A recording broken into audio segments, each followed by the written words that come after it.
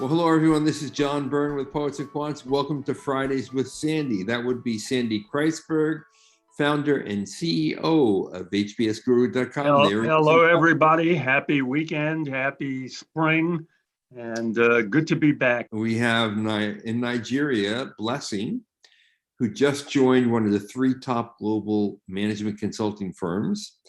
He is an accounting major who has a 3.7 from the University of Benin in Nigeria. He brings to the game a 320 GRE score, and he hasn't had experience at... Tell the folks what a 320 GRE is in GMAT terms. If you convert it on the different stuff there, that is a 650, is it? 640 is what I got. 640. And okay, and at 320, it's 10 points below Stanford's average, 7 points below the Harvard average.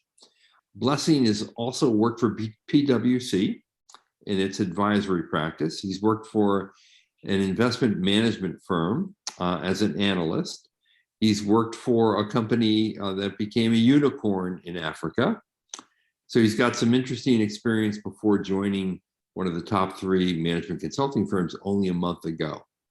Now, his target schools, Harvard, Stanford, Wharton, Columbia, MIT, and Chicago Booth. He's aiming high. So Sandy, okay, Blessing, why don't you tell us, let's start with college here. From the University of Benin, do graduates from there go to business schools? Do you know kids who who've graduated from Benin and then went to business school somewhere down the line? Yeah, I know a couple of people, and I think the schools that they've gone to run through the gamut. So I've seen folks that have gone to Wharton, I've seen folks that had gone to Kellogg, and I've seen someone that had gone to the lower ranked schools like I think I've seen Columbia and Michigan. Yes. Yeah. Okay. Definitely. Let's take the Kellogg and Wharton kids. Let's make this real easy. Are they in a? What do they have that you don't have, if anything? I think there's really nothing that it's just different career paths, right? So the one that went to Wharton had his worked for Citibank Group, PwC, and Atlas Mara, right? Yeah, well, your resume is that good. Was that person a male or female? Male. Both of them are male. And so then it just becomes the standardized test score. What do you know if the guy had a 700 in his GMAT, yeah. All right, so all right, let me get the tough love out of the way. What am I going to tell you with this 640 GMAT equivalent? You've taken the standardized test 2 times. Yeah. Do you think you could do better? Definitely, I think I can. I mean, if I put in the hard work, I'll pull up a 3 test. Okay, man. You will rarely face a situation in life where you can do so much good for yourself on an hour per hour basis, unless you start a gold mine or something.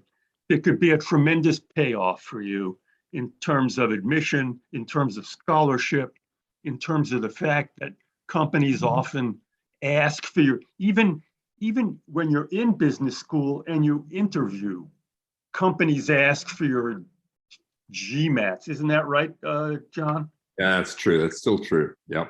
Yeah, GMAT never, as Jesus said about the poor, Sandy says about the GMAT. The GMAT will always be with you. Interesting. Okay. So, look, it's tough love, but the best thing you could do is get that score up, to a 680 or something like that. That would have a real payoff. But let's deal with what we got. Let's say you don't get it up. What you've got is the next question that a business school would have for you or an employer would have for you is, how come you've had so many jobs? How old are you? 27, 26? Yeah. And you've had 1, 2, 3, 4 jobs. the long, Well, all in of your them last less than job, 2 it's a years. fifth job. Yeah, all of them less than 2 years. That the people begin to worry about that. So you've got to be ready to answer that. What's your answer?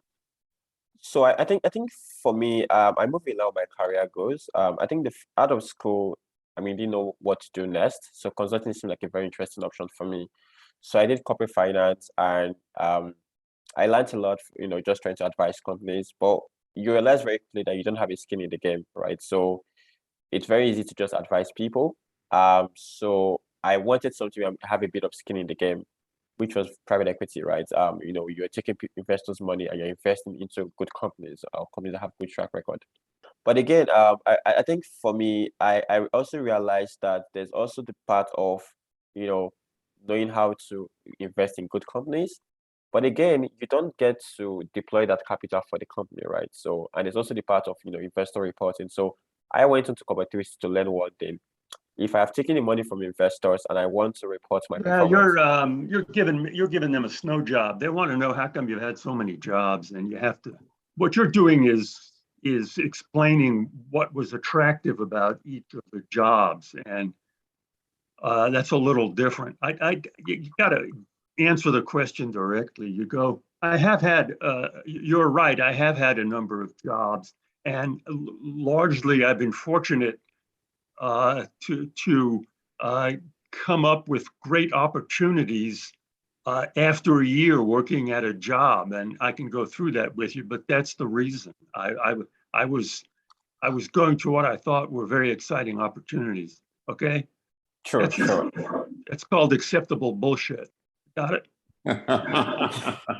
I can imagine.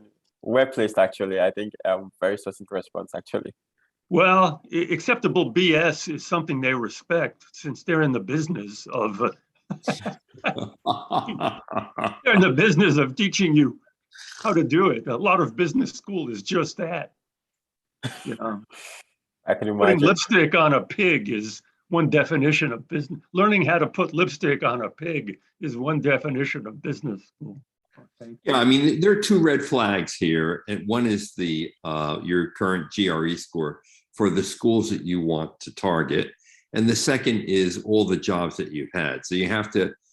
These are the two key points I think that you really have to work on by getting a higher GRE score and getting a very good, clear explanation for why you were at these companies for such a short period of time. Yeah. The Now, positive thing here is you're at a top 3 global consulting firm now. The positive is that you're from Nigeria. Africa is very hot, and candidates from Africa are much in demand. You got a solid undergraduate education, and you've got some really interesting experience. Another thing I think might also be a plus is also my racial differences as well. So maybe I don't know, but I think I'm also an albino child, and I think it's a positive because Yes. albinos are not people. I think this is the first time joining McKinsey. Joining my current employer was the first time I was okay, able to work with the Fed. I know what you're saying because I've read Yeah, your stuff, but yeah, let's make it real clear for our listeners. You're an albino and albino, is that right? yeah. Sure. Okay. Good. Okay. So what do you want? What do you think that will have? What impact will that have? So it means that I'm quite different from the conventional Nigerian. So, there's the Nigerian cohort, which you have a lot of people from that bucket as well. But it's also the fact that, I'm like an underrepresented minority in terms of education and also in professional experience, because you barely find albinos in the business world, right, in Nigeria and broadly in Africa, actually. Is that a real handicap? Mm, I mean, let's get I tough. think I think I think I think I think it's Suppose somebody cultural, said, actually. "Yeah, you're an albino. So what? How has that made life harder for you? What's the answer?" Definitely, definitely, Okay. because I think because you have visual defects. So I'll tell you today, I mentor other albino children, and I had a guy that had called me and said, "See, I don't want to go to school anymore because my classmates are laughing at me, right? Because I can't see the blackboard. I have never seen the blackboard before. So, I just listened very hard, take notes as much as I could, and go back and work as hard as I could." Did you face discrimination like that? A lot of it, actually. A lot of it. Okay, well, that's something that's worth, that's part of your story, and how you both Yeah, overcame it yourself and helped others. That's very powerful. yeah, because what we didn't mention that Blessing is the founder of an albino foundation that mentors over 50 other people. Yeah. Yeah, that's very powerful. And yeah, you've got some extras that are very powerful. Founder of Albinos with Prowess and volunteer consultant to the Honorable Mr. You were a consultant, you were a volunteer consultant to the Minister of Industry, Trade and Investment in Nigeria. Yes. I Did that guy write you a recommendation? Yes, I can get his chief of staff to write a recommendation, actually. Yeah, well, I don't care who writes it. Well, that guy signed it. Yeah, because I was thinking, yeah, I can get him to actually write it, actually. All right. Just saying, if you've got powerful well, who would, let's say we don't use that guy. Who would you use as recommenders? Name two people. So I think my former boss, which is the CEO of my firm, that's Land, she had a MBA from Manchester and probably a partner for my firm. Okay, your current firm. Yeah, current firm, yeah. Yeah, the Big Three consulting company. Okay, that would be powerful. So, Sandy, what do you think are Blessing's odds if he just maintains his 320 and doesn't go for a higher GRE score? What are his odds at Harvard, Stanford, and Wharton?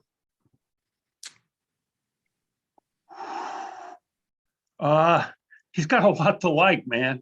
He's worked for brand name companies. He's got he's got a first-class accounting degree at a recognized university that is in Nigeria. I think Stanford would go for this simply because they like Stanford is very concerned about, very welcoming to applicants from Africa. Yes, they are. And he's got that. Man, I think your chances at I think your chances of getting interviewed at Harvard, Stanford, and Wharton are sort of like, boy, 40% at each one. I don't go much higher than that. So I think you've got a very powerful story. There's you've got some explaining to do, particularly the number of jobs, but particularly the fact that you're working for a major consulting company now, that adds a lot of credibility because they know, boy, if this guy can hack it at that place, that's saying something. Yeah. Plus, you got a powerful story to tell, a personal narrative. Yeah, your PwC experience is solid. Yeah. I'm going to parrot back, Sandy, something that you always say. Admission committees will blink once, but not twice. And right now, with that GRE score and those 5 jobs, he's asking him to blink twice. So I would buckle down and get that GRE score up by 5 points at least. I think it's very important. Sure. You can do that. John, thank you for quoting me. I think the guy's chances even right now are very strong. To the extent that the standardized test score is not as high as the schools want, the fact he's working for a top 3 consulting firm is proof that he can hack it, and that's what the schools they'll eat the, the GRE. They'll eat the GRE.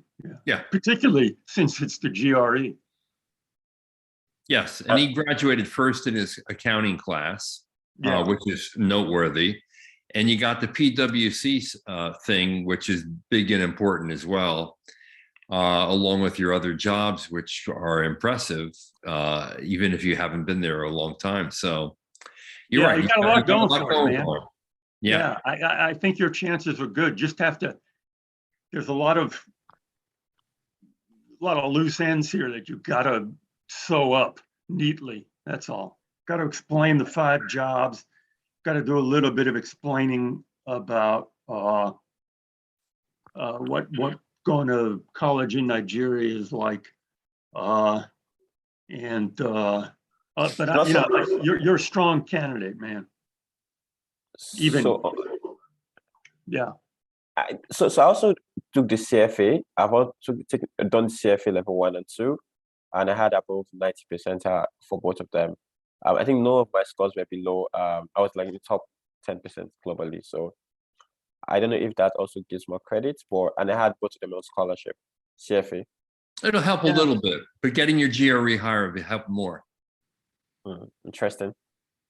So there's no way around that. Is that clear on your resume that you have on your resume? You said CFA level 1, CFA Access Scholar, top 1%. What does that mean? Actually, CFA is one of the it's for finance professionals. So I wrote both exams on scholarship, which means they were paid for almost completely by the institution. On the performance side, I was among the top scorers globally, which means so there's just passing. Make that real clear on your resume. It should. Yeah, definitely. Yeah, schools like that stuff. All right, then. So 40% chance of being interviewed at Harvard, Stanford, and Wharton, and Columbia, MIT, Booth, even better, probably, right? Well, yeah. I mean, you're a very, very powerful candidate. Just get all the loose ends clear. Make your case real clear. What job do you want in 20 years? I think for me, 20 years dream is to be, I want to be the first albino CEO in the world. I think that's just clearly what I want to do. I missed that. The first what in the world? The first albino CEO in the world. First albino CEO of a global, of a 4,500 company. That's the plan. John, is that a good way to present yourself? Okay. And rather that it feels too ambitious and it feels less passionate. So you want to also, well, I don't want to minimize being an albino. Okay. What you want to name someone who's a role model for you. Sundar Pichai. Who's he? The CEO of Alphabet. Yeah, the CEO of Google, essentially. Oh, yeah. Well, that's ambitious. Yes. But that's a role model. He's not someone who wants to take his job yet. Yep. All right. Well, it could happen, man. You'll be looking at all the things I Google, and you go, "Boy, is that guy weird." Yeah. So if I have to take scholarship into consideration, I mean, if that's the big issue for me, what school would you advise I add to my list if I'm able to pull up let's say 325 on my GRE? Okay, the school's going to give you the most money is going to be Chicago Booth because they got a lot of money to give. Oh, really? Harvard has a lot of money to give too, and so does Stanford. So if they like you, they'll give you money. Yeah, those places will like you. The money is nothing on them. Harvard, on average, their average scholarship for 2 years is like over $80,000. Wow. And roughly half of all the students get scholarship aid at Harvard. Yeah. Also, take out a loan if it comes to it. It'll disappear through inflation. Yeah, your intent is to go back to management consulting. Now, I know that management consulting in Nigeria, if you go back there, it doesn't pay as high as it does in the U.S. But in the U.S., a top 3 firm to start, it's $185,000 plus a $35,000 sign-on bonus. You don't have to worry about paying back your loans. Okay. But if I am to say, let's say, change my goal after business to say, okay, I want to do, let's say, investment banking. Do you think saying that on my application would be a safe thing to do, or I should just stick to I want to go to management consulting, but I would stick with maybe- consulting. Investment banking's coming out of nowhere. You've got some, I take it back, you've got some investment banking. Yeah, but you know, it's not, I'll tell you what, since he's had 5 jobs and he's only been at Yeah. this one firm for a month, don't go saying you want to do something else. Sure. It's going to raise another red flag. Yeah. It just shows inconsistency, and Also, I agree. who cares? Who cares what you say? Say the thing that you can defend and that makes sense. They're not going to hold you to it, and they Yeah, you don't can do care whatever you either. want. Just say the right things that make sense, that are a little more linear here, because you got a few detours on this resume Yeah. that will be concerning. Sure. Well, look, we know you're going to get into some of these schools, even if you don't get a better GRE. But if you get a better GRE, you're going to get into more of them, and more importantly, you're probably going to get some scholarship money. I'm So the taking that tough test love again. is maybe take that test again, okay? But you're in solid shape. Yeah. Blessing, Thank you good so luck much. to you. Thank Blessing, you. good blessings.